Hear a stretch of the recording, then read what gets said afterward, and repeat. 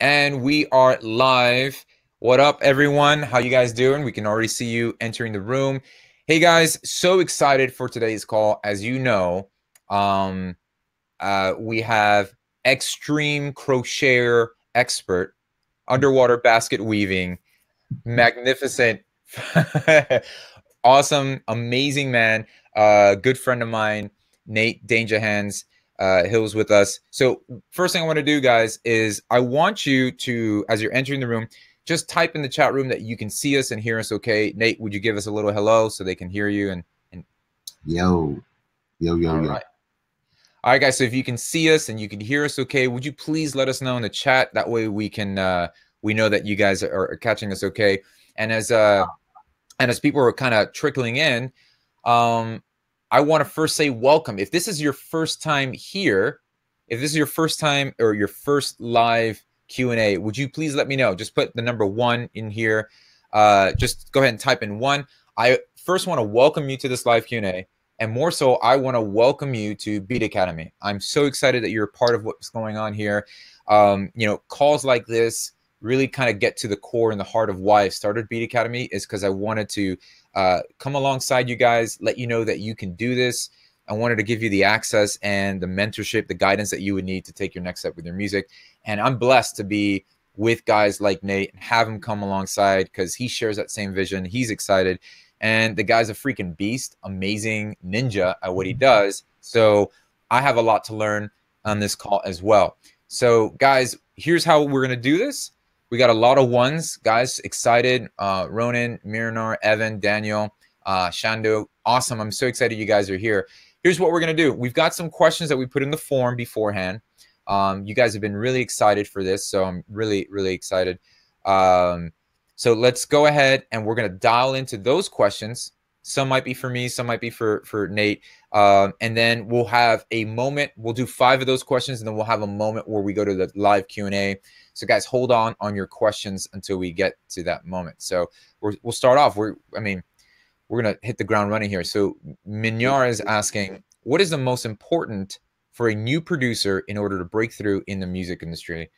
I'm going to pass the baton for you, Nate. What do you think is the most important thing? in 140 characters or less, please. No, like, what's the most important thing? If talking to the young, the up and coming right now, what do you think is one of the first things that they should keep as a priority? This is tough because it's a whole new world, literally, from how I was moving around and trying to break as a producer, as a young producer.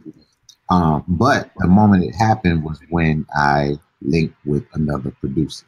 So I'm just skipping a whole lot of the traveling and the hustling I was doing.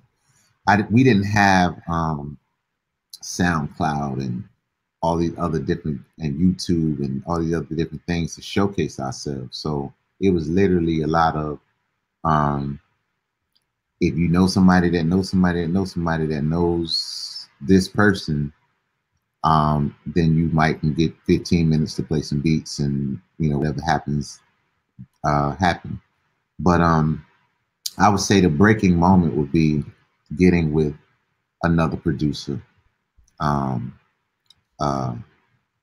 like myself, or you know, or Ill, or just someone who can help cultivate your talent. And we are the ones who we have the relationships with the record labels and the A&Rs and the publishers and all these different people and the artists and other producers and writers. You know, we have all these relationships where we can start to funnel your music through the pipe. So I would say, you know, trying to be this now the best way to get noticed by someone like us. That's tough, and that's like a whole nother discussion. And for me, I see people that hit me on Instagram, Facebook, and Twitter. I mean, everywhere, wanting me to listen. And I want to listen, but I it's so much to filter through that I can't. So for me, I'm trying to create a platform that I can listen thoroughly and give feedback, whether I work with you or not. But at least you have a direct contact, and I can probably listen to your music. You can showcase it to me without me actually having to sort through a bunch of different emails, my business email, personal email, my social media, my DMs, and that's a lot. But um, we see you. I think social media has allowed us to see each other and communicate. So that's another way that you guys can get our attention. Um, but I think that's a secondary question. But to answer the first question, it would be to link with a producer that has great relationships that can help funnel your music through his system. Yeah, yeah, man, that's a great answer. And if I could just echo that before moving on, Nate and I, just a little bit of history, we kind of, our paths crossed. And for those who are not familiar with his amazing catalog, I mean, everything from Jay-Z, Bjork, I throw that out there first because not a lot of people know about that amazing project.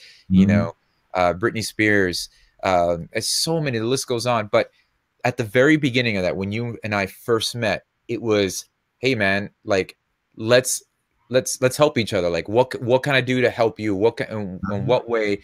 Besides our love for Marvel comic books, it was more so as like, man, how can we help each other out? And so linking up and building relationships is such an important aspect to that. And that's a great question and great point you brought out.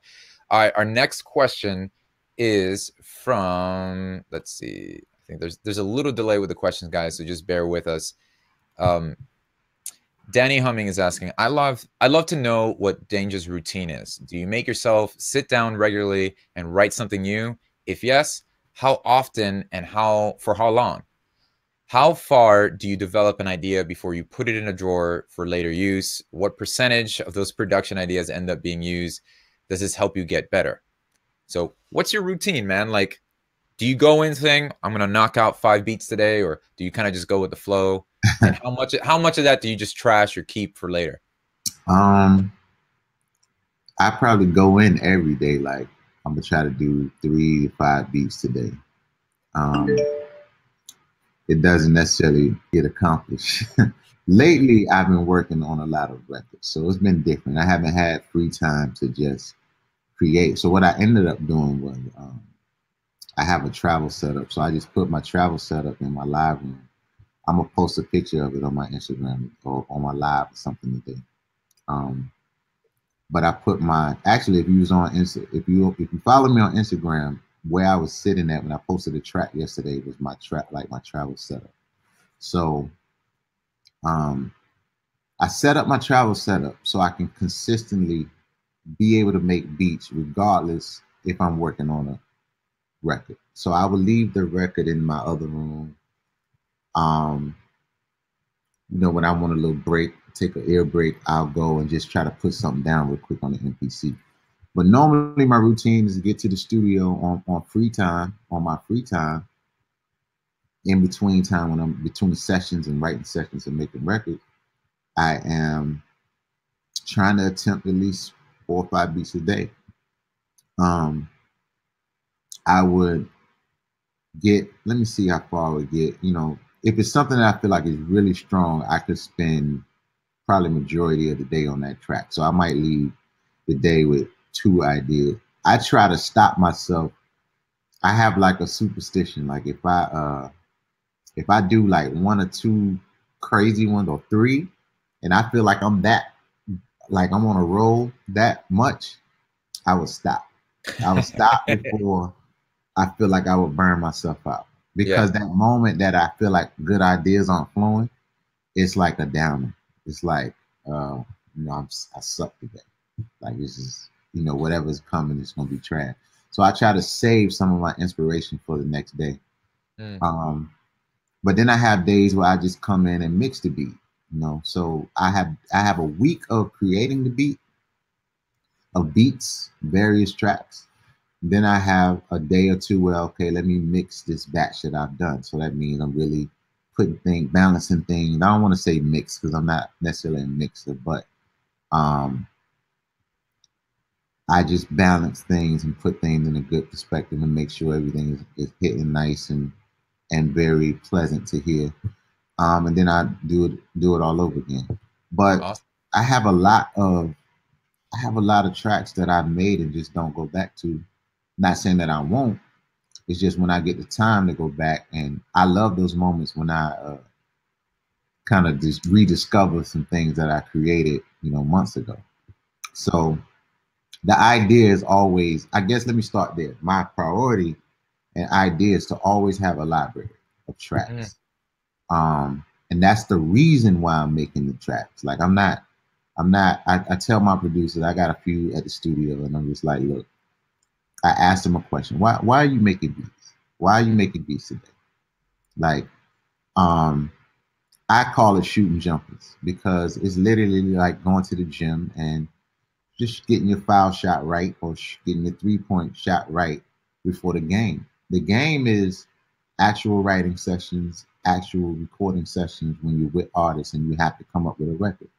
I tell myself sometimes I just don't make tracks because it's like I've shot enough jumpers. I'm ready to, unless I'm going into studio to find something. There's an idea I have. Like I have an idea. There's a sound or something that I'm chasing that I need to try to develop. So then I'm going to the studio to make beats and to try to come up with something. But just kind of for no reason, like unless I have a motive or some sort of drive or some sort of aim or mission, I'm just not gonna.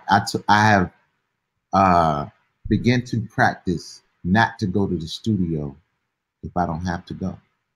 To try to create that balance and just chill, watch TV, get some rest, go live some life if I want to, and then go to the studio. Even though I'm still somehow always in the studio. But, I was gonna say, like, all right. But the point is, have some motive.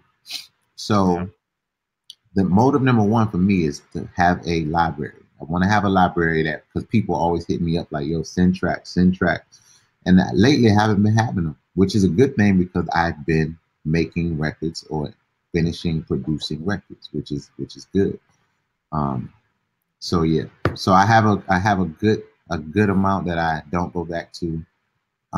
If I have trash, it will literally hit the trash. I don't hold on to it. I would delete the whole section. So yeah, it's a mixture and a combination. Yeah. Here's a good follow-up. I mean, you just briefly touched on that. Q-Man is asking, do you mix and master your own production?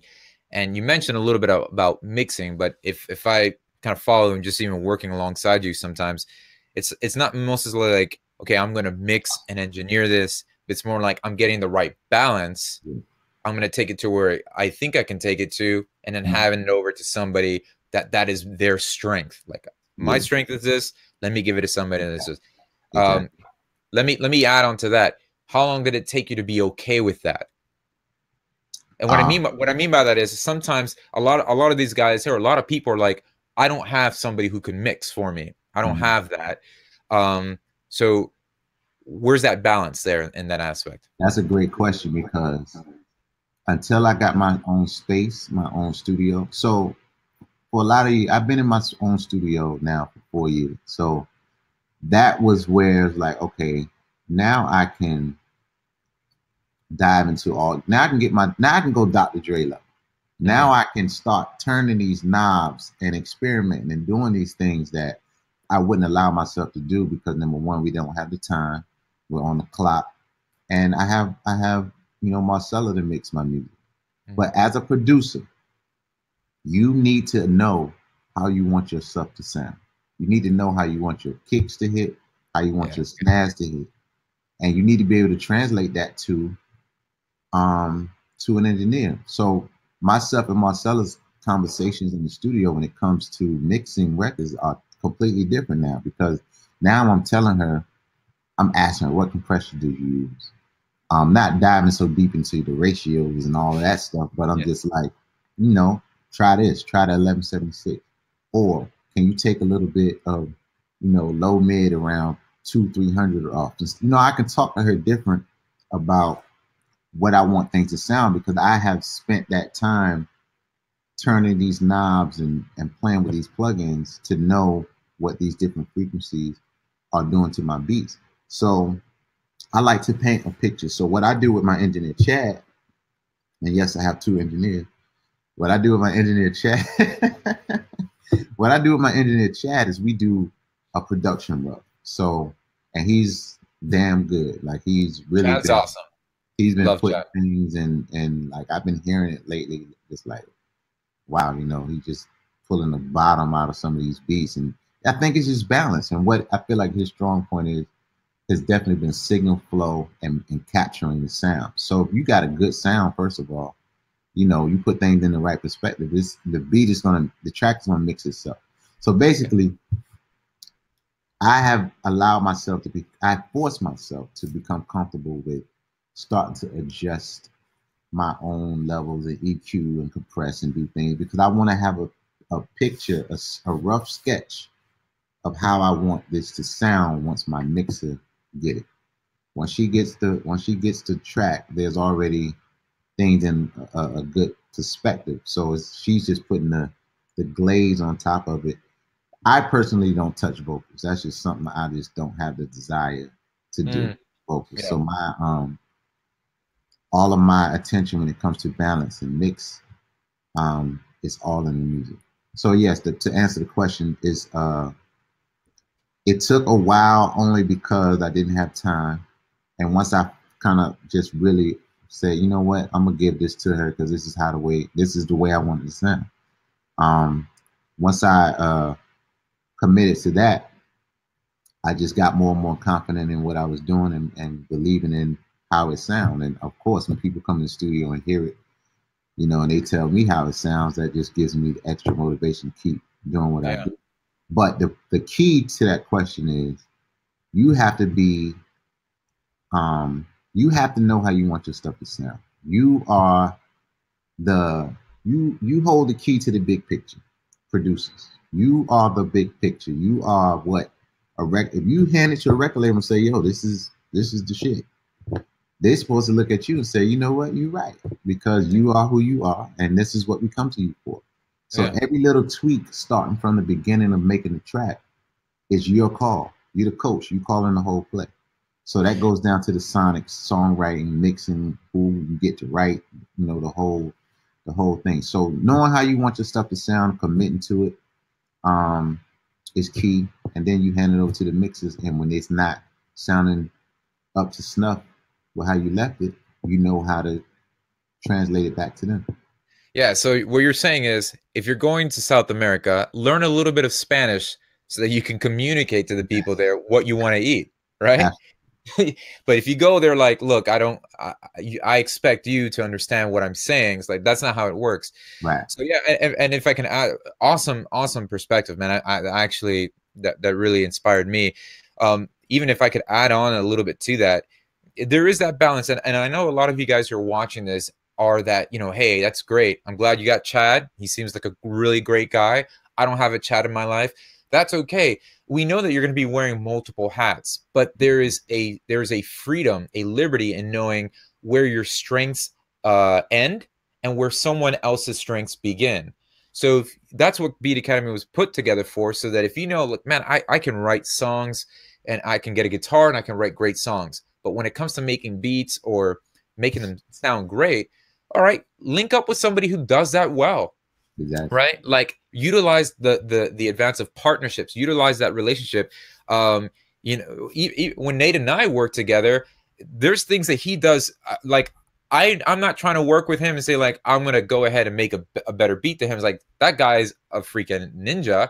So let me just bring what I do best to the table. And that's how we can work together the best way, as opposed to, as opposed to people trying to compete with, you know, oh, I know what compressor you should be using, Miss Engineer. Let me tell you what to do. So keep that in perspective, guys, that you have to understand there's a balance, and it's okay that you're not the jack of all trades. It's all right that you're not the best mixing engineer. That's the beautiful thing about it. And just to elaborate on that, I think that's what worked with myself and Timberland's collaboration is we fell into each other.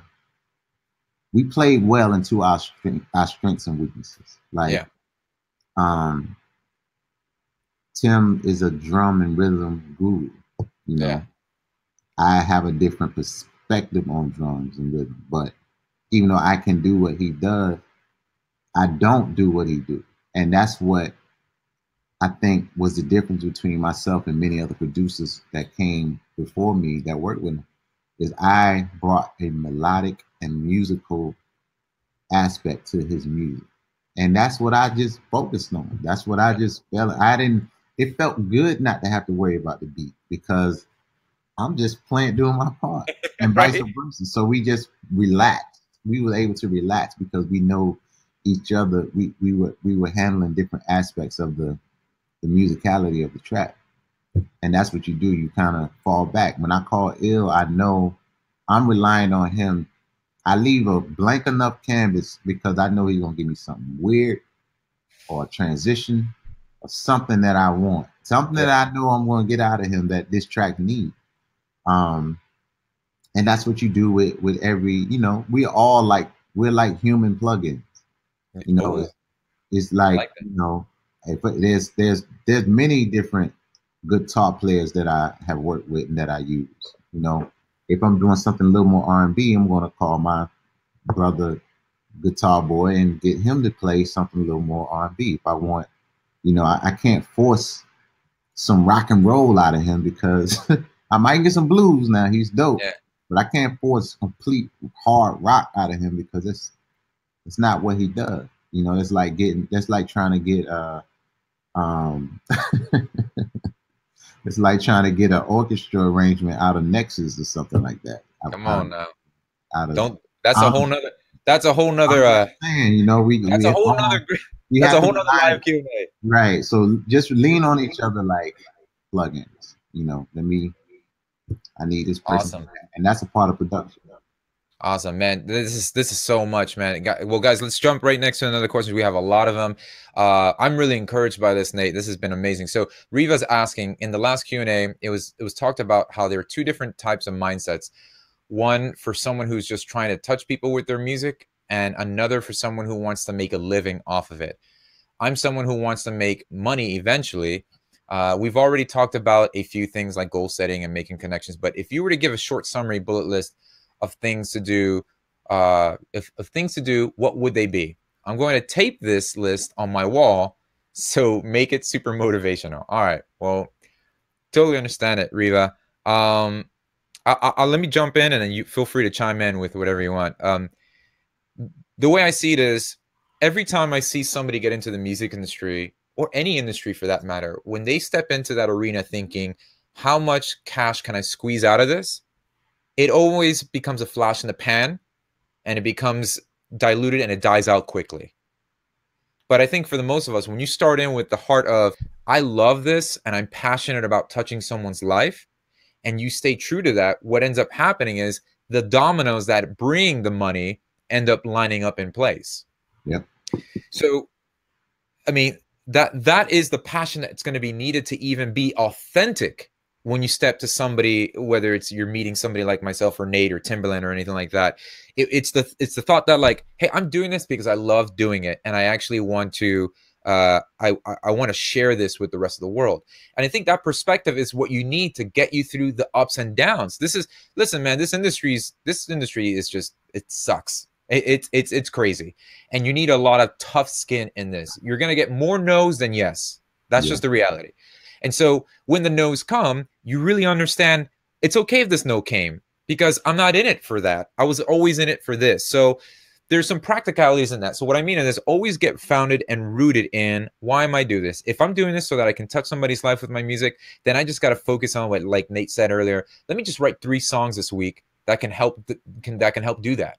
Mm-hmm. And that should be a goal you write. Okay, goal, touch somebody's life, reach out, right? Do covers, do some stuff that can really do that. And then you can now then put a practical step behind that and saying, okay, how can I make a living doing off that? Well, if I'm going to play at an elderly home every weekend with my guitar, maybe I can tell them, hey, put me on rotation, put me on a bill, or, you can pay me this or pay me expense. Like, it can start to build into that, but it all starts with the right foundation of passion. So I don't know if that makes sense. Guys, let me know if that makes sense in the chat room. And Nate, if you have anything else to add. Definitely does, because I have to over and over remind myself of times where I didn't have a dime making music. And it didn't matter because my creation at the end of the day was what drove me. And it's still that same thing. I do something that I know is amazing and I want to just one up myself every time I make a track. Like I just always want to one up myself. I didn't have a clue. You see things on TV and people driving cars, you know. I was 17, 18 years old in Virginia when I seen Timberland, who I thought was like Batman or something, driving down 17th Street or Virginia Beach on the beach in his Lamborghini Diablo. And I didn't even understand what I was looking at. You know what I mean? It was like, what is this? This doesn't even seem real. And you see things like that, and yeah, it might push you and motivate you. But I had no idea of the amount of money that was in a hit record. Like, no idea. I do remember telling myself, I want a #1 record. I told myself that I want the #1 song. I don't know what that feeling is, but I want that. But no idea of the money that came with it. Like no clue of the money and the opportunities and how people look at you at that point when you have that, and you have a different responsibility now when you get that top spot. But don't let the money drive you. Like check yourself, and I have had to check myself. Like, okay, yes, I've made money now, so what's driving me now? It can't be money. I'm not going to let it be money to continue to drive me. So, you know, it's wanting to continue to get my art. Like what I've done was, and you can probably put this on the board, is surround yourself with a team of people. I have a team of people that allow me to just stay creative. I do not worry so much about my business and about how it's being handled. You know, I don't even like to be on the phone long when they call me about talking about fees and all these different things. Not don't get it twisted as if I don't know my business. I'm just giving the people around me the power to handle it while I just focus on making the most craziest thing I can make. So my time in the studio isn't on the phone talking to my lawyer, talking to my managers, talking to, you know, about my schedule and talking about all these other things. My time in the studio is playing Xbox,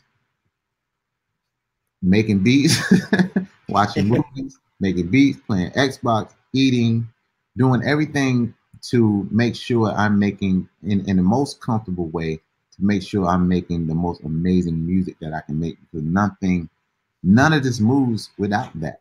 We're talking about the music business. Take away all the music from the music business. Every label would be in panic. Every artist would be in panic. Everybody would be in panic because you have nothing to move around. So if you can't make sure that music is magical, you really have nothing at the end of the day. So my focus goes into making sure that music is hot. Making sure I'm comfortable to make music, making sure my focus isn't on the business first and foremost, and that the people around me are helping to facilitate that. So get yourself a management or a team or a partner that can handle some of these other things while you're focused on making the music. But don't let, now some people that's money motivated. I commend those people because they are hustlers. They're going to get the money and they figured out a way. It's a business. That's just a business mentality. So the two different mentalities that you're trying to decipher is the art mentality versus the business mentality. And you have to kind of, in a way, figure out how can I be both. The way that I've done it is by building a corporation around myself that allow my corporation to handle my business, but I'm still just handling the art because they can't do anything unless I'm protecting my art and my craft.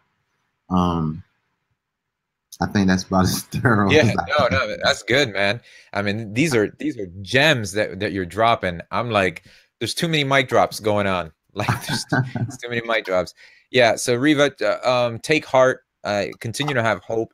I know it feels like sometimes you're like the one man show, the one woman show, and you're doing this all alone. Again, back to the other thing, play off your strengths, focus on making great music, writing great songs. And guys, honestly, what Nate just said is the heart. Look, I started Beat Academy for that. I really was sincere wanting to create a community where you can have other people hold you accountable. That's why we do our monthly challenges. They're holding you accountable to striving up to being your best, you know, holding you to that so that you can be better at what you're doing. So we have another question here for you. Frank says, greetings, Danja. You have been part of some amazing projects. My question is, what are some goals you're working on to push yourself even further ahead in the business?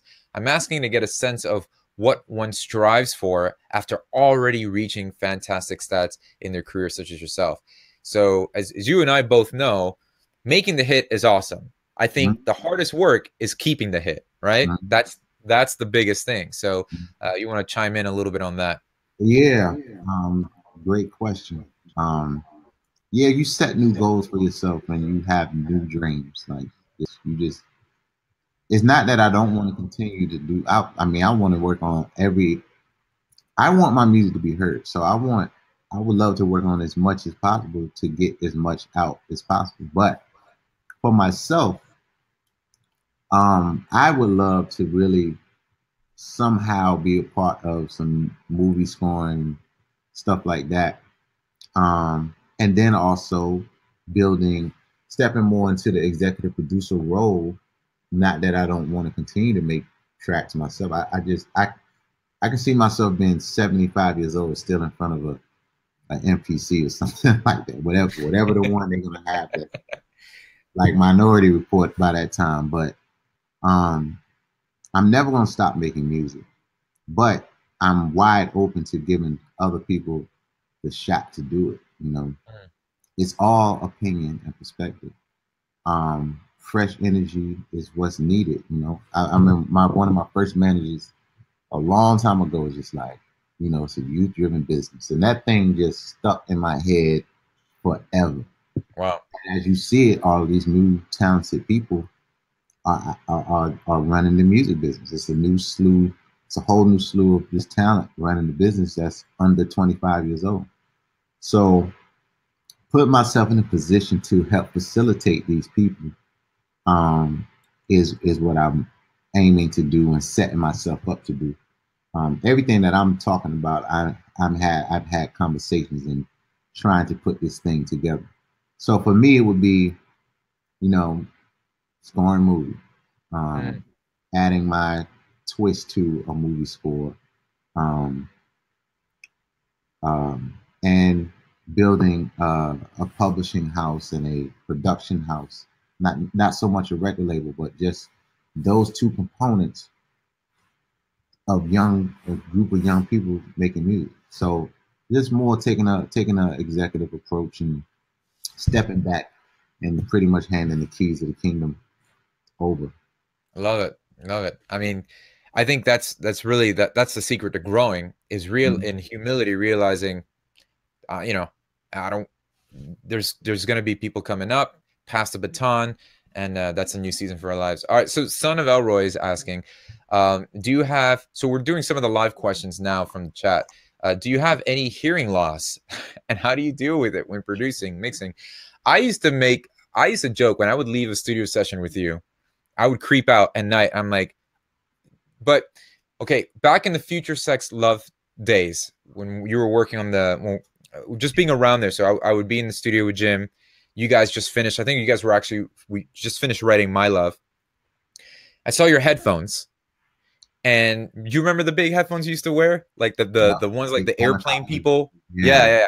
Okay. You were blasting those things so loud that I could hear it from the other room in the studio.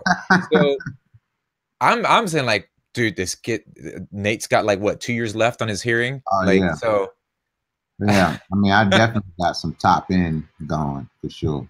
Like tested, gone. Yeah. But I still hear fine. You know, I mean, this point is I understand the frequencies. I understand frequency so well. Well, I ain't gonna say so well. I understand it well enough to where I know what I'm listening to. I know what I'm missing. It's a feeling. I feel like, and I don't want to sound cheesy, but I feel like my heart has become my third ear, because literally I'm feeling it more. It's a feeling. I might Yeah. not, I can't hear it. I mean I hear it well, but sometimes you don't hear it, and it has to come from somewhere else. So it's a feeling, and then once you hit just a little half dB up on this or half dB down, and you moving things out the way. I mean, I guess my hearing and um and what was it, mixing, all of this goes hand in hand because it comes down to spacing. You got to start moving stuff out the way of each other and put everything in its respective place. You have to use your panning, use your verb, use your EQs, and you will literally carve out space for everything, and I can hear everything. Um, I feel like, I mean, I hear great. It's things that definitely, and I still listen loud. You know what I mean? It's just I have to. Yeah. For me, I want to be in the music. It's just Yeah. I want to be baptized with the music. That's just how it is. You know what I mean? I want to be in it, and I Yeah. can't help. The only way that I'm achieve that is if it's loud. But don't get it twisted. The way I listen to mixes are very low. Like I put Mm. it on Auratone cubes, and listen to. I'm talking about till right before the volumes kick in, and that's how I'm listening. And I can hear everything. I can hear if the kick snare vocal ratio. That's like Yeah. 101 mixing, kick snare vocal. If you can hear that, then You're everything good. else, you know what you're hearing. But I listen low, you know, I listen about 5, 6 times all the way down low on different sets of speakers. And if I hear the same thing consistently, then I know okay what to change and what to fix. Um, but yeah, that my personal preference is loud.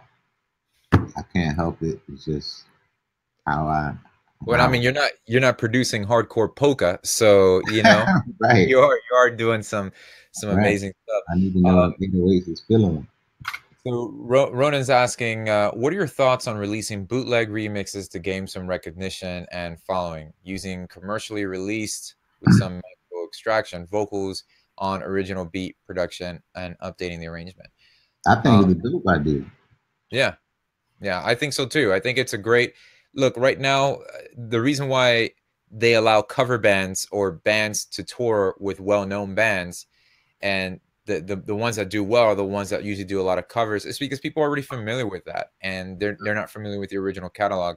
That's why I'm a huge advocate for covers and mashups and things like that. So just do it, because the sole purpose is to getting traction, getting eyeballs, and we're kind of in the wild wild west right now. So just do it, get the eyeballs, and once you're there, you have a better platform to release some original music.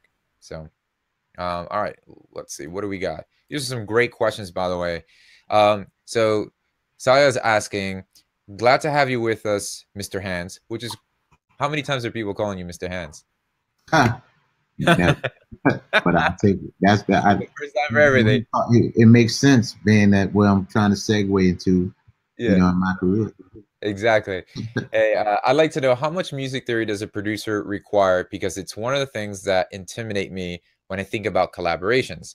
Can I get to your level just by trusting my ears? Also, I'm primarily a guitarist, which is why it becomes tough to flow out on the keys as well as I do on strings. Any tips for that? All right, so let's tackle the myth that kind of lingers.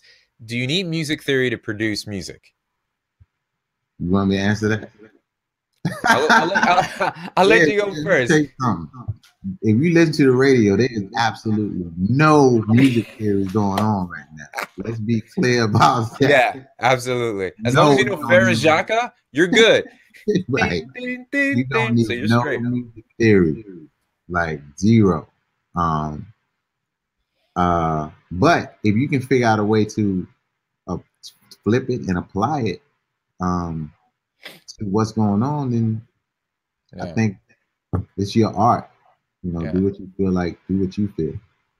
I think you keyed into something really important earlier, when you're playing off the strengths. I mean, listen, uh, when you're trying to, I remember when I met Timberland for the first time, there was a kid next to me playing him a hip hop beat, and Timberland says, Like you saw it in his face. It's like, and I'm telling him, you're trying to sell water to a whale. Like Exactly. you're trying, like that's not going to work. Yeah. So it's, you know, on you played on the strings, like you brought this melodic interpretation of what you saw in music, and you brought that to the table. Tim did drums, and he's not a big theory guy. Like, let's face it. I mean, you know, No. you would see he wasn't theory at all. So again, do you need theory? No. Can it give you the edge that allows you to be a strength to someone else? Yes. So I would recommend I if would you say have, that yeah, go ahead. use your theory for the songwriting aspect. Use it for that, because get great writers in who can, y'all gonna, write perfect pop songs. And when you take, that's how you get the edge actually, because when you produce it, Yeah. throw your theory out the window. But the integrity of your theory is in the song already, so that's not gonna go anywhere. Yeah. But now get weird and get tricky on the beat, but don't put your theory in the music. Just put your theory in the song. Great advice, man. That's awesome. Phil's asking, how do you make sure to stay on top of the game? What's your way of forecasting trends? What's on the rise? How do you tweak your productions accordingly? Basically, how do you I'll chime in really quickly. How do you forecast, but yet not try to, that's hot right now, let me make one of those kind of records. Before we even started the live chat, Nate and I were talking about that. Like everybody's using a certain sound, everybody's doing a certain type of beat. So how do you not chase, oh, that's so hot right now, do that? And how do you kind of set the trend or forecast what's going on?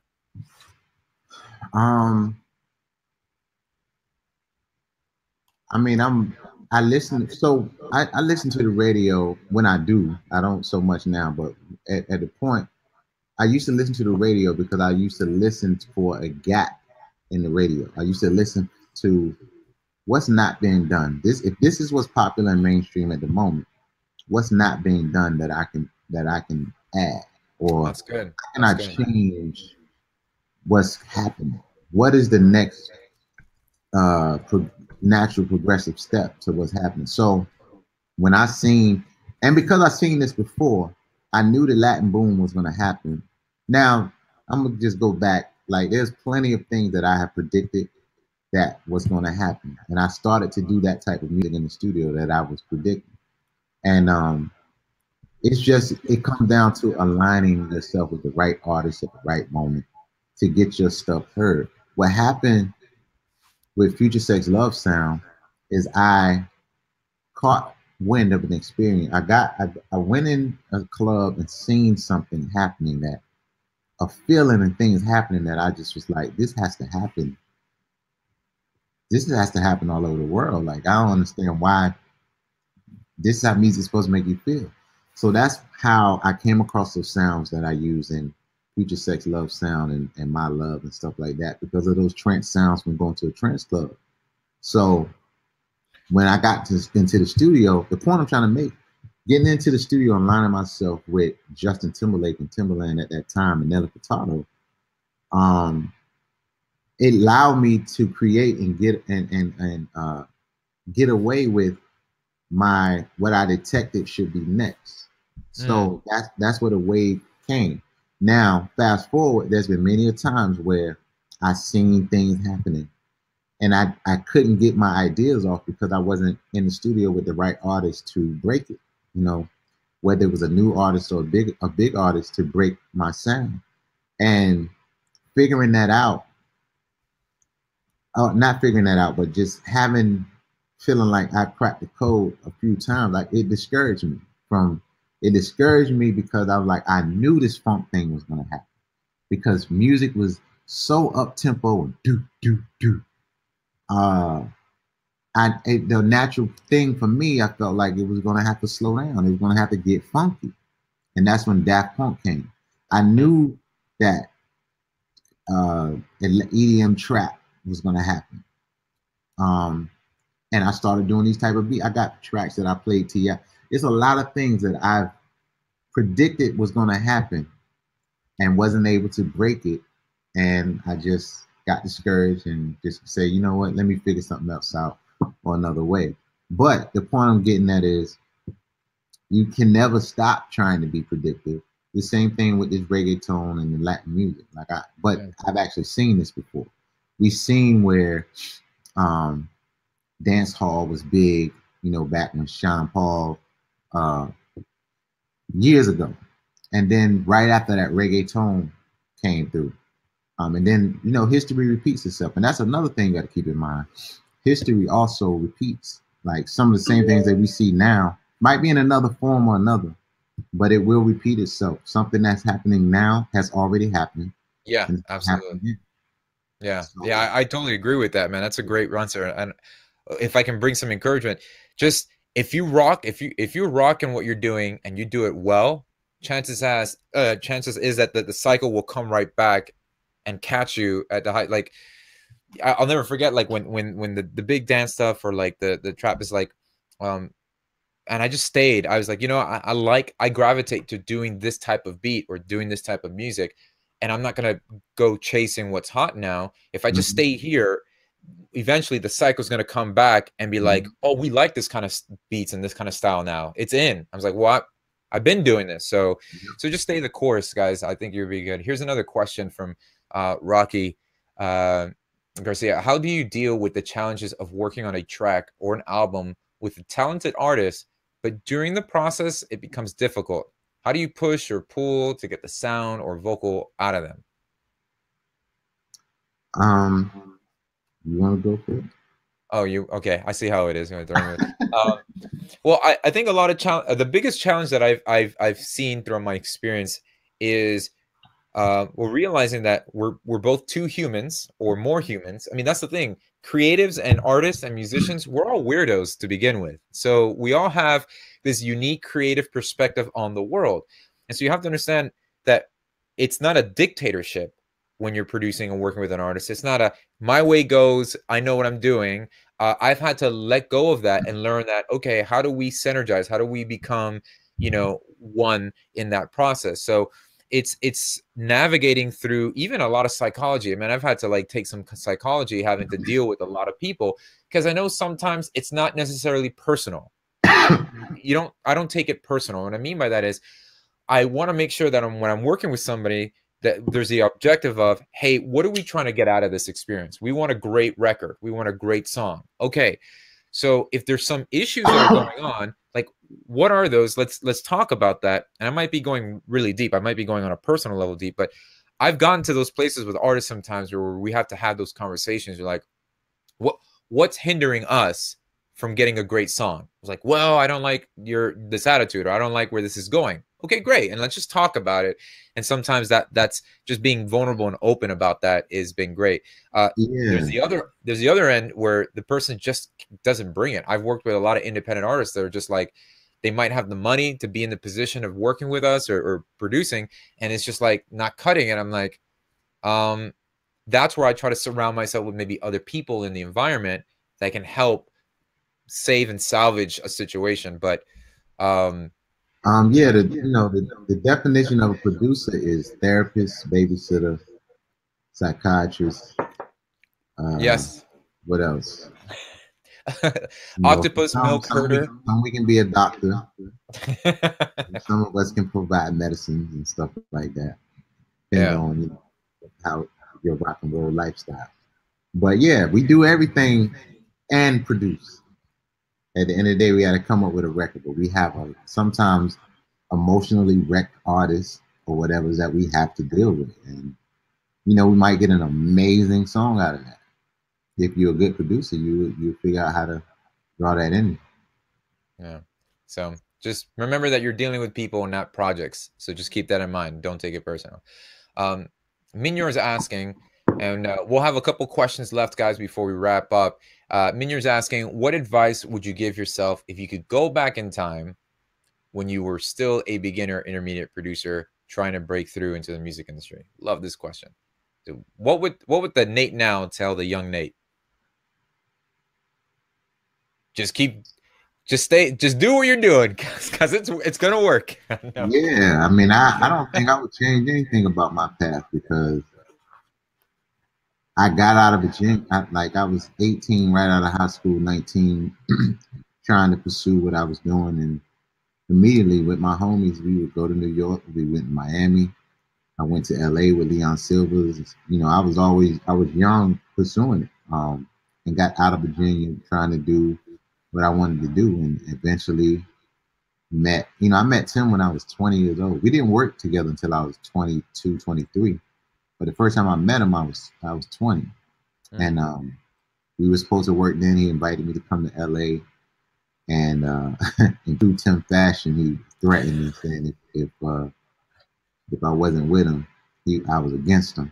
So, this is your quote unquote idol telling me that we at war, 20-year-old me. I'm like, I laughed it off. It was, funny, but not funny at the same time. But I wouldn't change anything about my past. What would I change about, let's say when I really got things going? I don't know. I can't say. I can't say. I almost wish that I was 20 years old. I was a 20-year-old me dropped in right now. Oh, of course. Yeah. Because with the platform of the things we were doing back then and to have the exposure that we can gain now, it'd be different. So I wouldn't necessarily want to go back. I would want to go rewind to be younger and come forward. Yeah. Gotcha. Great switch around. I know we talked a little bit about this, but do you have a daily routine for producing? What does a day in the life look like? You can give that. I know we went more in length about this earlier, but you gotta watch Dangerous World on my YouTube channel. Yes, guys, recommend check out his YouTube channel. I posted his Instagram, so follow him because he has a lot of snippets of that in there. So if you want to dive deeper into that, check out Dangerous World. But I mean, I kind of get into it, and pretty much the premise of my little docu-series is just incorporating everything else that doesn't necessarily have to do with music when it comes to health, spirituality, all these other different things, and how that leads up to getting in the studio and first of all be focusing on myself and becoming my best self. And what I do is just a blessing and it's a bonus. I had it backwards for a long time. I put music first, chasing my goals, my careers, and all this other stuff. And I didn't feel I feel like I wasn't doing enough or accomplishing enough. And eventually I had to reorder my priorities. And I just started to feel better, getting up, going to the gym, reading, working out, eating right, doing all these different things to make sure that I am full as a person before I even step into the studio. And then in turn, my creativity went to a different place. It went to another level. So I think the routine is like letting it go in a sense, it's gonna come. The music's gonna come, the inspiration gonna come, all of that is gonna come. This is gonna be here. Gotcha. You have control over yourself as a person. You have control over your health, your mental health, your spiritual health. You have control over everything else. I don't know what's gonna happen when I turn a record into a record label. I have no idea. We can slave for 3 months on an album. Yeah. Give it our all, and it come out the first week and it does nothing.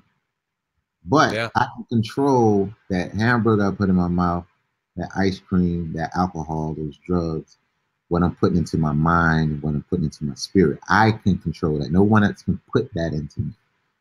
So that's my routine. My routine is taking care of myself first. And then, I might go to the studio, watch play some video games and watch a movie, put Adventures on, and not get busy.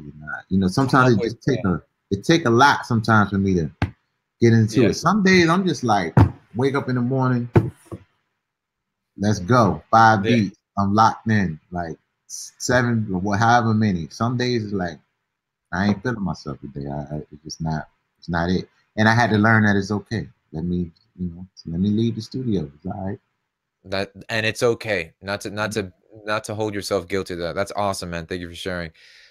So we have time for a couple more questions, guys. So Phil's asking, how do you protect yourself from being taken advantage of, especially in terms of working on spec, or also negotiating with labels and publishers on fees? I mean, do you have a producer? I mean, you do have management, but let's, you know, the majority of people here, well, I don't think a lot of people have management. And so even myself now, I used to have management. I don't have management anymore. And so how do we think about back in the day before that management came into your place? What would you see as what were some things that you thought were smart to have in place to protect yourself? Um, hmm. See, it's like it all goes back down to technology and what you guys have now versus what was available Yeah. back then. So back then, all you had is a CD or some floppy disks and something, and you you taking them to your people and you playing them, and you leave with your, not necessarily leaving copies, you leave with all your stuff. Yeah. Now we're uploading things, and in a touch of a button, a billion people has it in front of them if they want to access it, and you know, it can be downloaded and things like that. And, you know, you can send them into your registering with CSAC, ASCAP, BMI, and stuff like that. And um, it's really, I don't know, but I think I was so dead set on getting on and trying to accomplish what I was trying to accomplish. I didn't care who I left it with. If I did, I didn't care uh, who had their ears on it or whatever. As long as I got movement, it Yeah. didn't matter. However, I needed to get movement. We'll handle if they stole it or not. Yeah. You know, Yeah. if it landed on someone. And I actually have a project. I have a record on a fabulous album that I did years ago. Like, I mean, I was fresh out of high school. I did years ago. That's on his album. Um, Same thing. Gave it to some people. They gave it to Fabulous. It's on his album. I got no credit. Never heard. But you know, those people, they get dealt with. Little do they know I have become who I am. They didn't know that. No one knew that. Yeah. But maybe they would have built a relationship back then. But this is it's tricky because there are ways, but depending on how hard you're going to try to accomplish what you're trying to accomplish, you're gonna have to leave yourself exposed, and there's gonna be some risks that you're gonna have to take. It's a gamble. Yeah, at the exactly, at the end of the day, it is a risk that you're taking and putting yourself out there. I would there are these levels, or what I like to call like phases of careers. So when you're at the first phase, or you're starting out the larva phase, when you're just like, hey, I'm getting, just want to promote there. There's depending on the phase you're in, I think that's a level of importance, or that you set on things like, you know, someone stealing my song or something like that. As you start to get more, you start to build traction, and you do that. And look, at the end of the day, the reason why people will beat Timberland over the head over you know, just pimping, it's because it's making a lot of money. It's a worldwide sensation, and it draws the attention of a lot of people. That's why you hear a lot of the Ed Sheerans and all these stories. The stuff that's happening to them is just because those records are just making millions of dollars.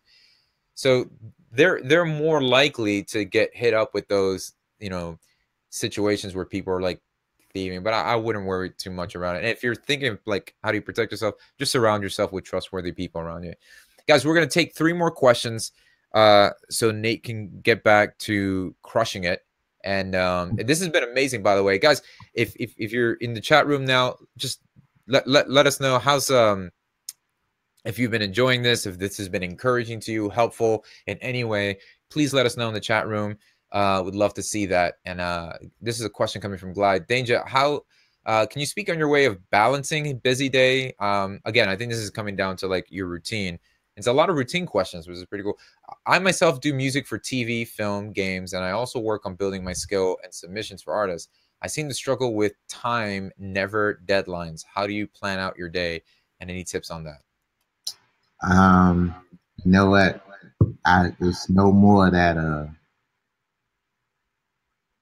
getting up at noon. That old life. Just getting up, just Nah, breathing, right? yeah, I gotta get up. So you know, you carve the time out of your day necessary. So I don't like to rush. So I make sure I have enough time to do everything that I want to do first. Back to handling myself first. So if it calls for me to have to get up at 7:30 in the morning, that's what I'm gonna set my alarm clock for. That's Yeah. what I'm gonna get up so I can take my sweet time waking up, have a little breakfast, go to the gym, do my thing, um, and then I get to it. One thing I found necessary. One thing I hate to do is talk business in the studio. Mm. And that is like throw my whole energy off. It throws the whole energy off in the studio. I hate having conference calls in there. I hate, and it has to happen. So I try to do them in my lounge, and I'm trying to. I have another space where I'm gonna build an office for myself. But it's like you go to work. I gotta go. Let me go to this place, handle all these calls, and do all these different things. Then I'm gonna make my studio, and I'm gonna go to my studio and make sure that stays a creative environment. But I tell myself all the time it doesn't feel like there's enough hours in the day, so you have to you gotta carve them out some type of way, and if that's getting up a little earlier than what you would normally do it, then that's what you have to do. Yeah. I totally agree. Understanding that a lot of the music business offices, they shutting down. And they go home to their family. Y'all, we in the studio, they not thinking about us after they put us to work. It's over. Friday, Saturday, Sunday, they have their weekend. They out of the office, so we have to start thinking like them. Like you're not gonna work me to death. I'm not working on Saturday and Sunday. Don't try to book a session for me because are you gonna be in the studio with me? Right. No. So take the time that's yours. Make the time that's yours. Make extra time when you can to handle all these other things, and then handle your business accordingly. Sometimes I just like to separate things. I like to compartmentalize things. If my office stuff, I'm gonna handle over here. My business questions, calendar, management talk, all that stuff, I'm gonna handle over there. My studio stuff over here. Awesome. Awesome. Thank you. Yeah, just to echo that and wrapping it up now. I mean, blocking time is such a, I mean, having 3 boys myself, running a octopus milking farm on the side. I'm just kidding. Don't do that anymore. But doing all these crazy things, I just have to make sure that I'm prioritizing that time. Guys, I can't thank you enough for attending. If you can just please do me a favor in the chat, can you thank Nate for just participating and hanging with us today, taking the time. God, Nate, I'm so grateful, man, that you took the time out your schedule to be here with us, encourage guys on Beat Academy. Blessed to have you as a friend, dude. It's been, man, like, you have been one of the guys in my life that have been like the iron sharpening iron, right? Like, I go over to your studio, I hear a beat you're working on, I'm like, okay, this sucks. I'm gonna go and reinvent everything I've done, right? And so it's been great to have that accountability and have you on the side. So that's the emphasis of Beat Academy. And for those of you who are watching or here for the first time, welcome once again. And I hope that you can see that that's what Beat Academy is all about: encouraging you, giving you that mentorship, accessibility, and the courses. So Nate, thank you once again. It's been awesome having you a part here, guys. Some really great, exciting news that I'll be letting up, giving you guys ahead, letting you know in the forum. But we've got a lot of things. IK Multimedia has finally created a system that's going to allow you guys to take advantage of the bundle that they've created for you guys. So by next week, you'll be able to access the bundle that we've mentioned a long time ago. So that's been on the works. They just had to do a really cool overhaul for a lot of things.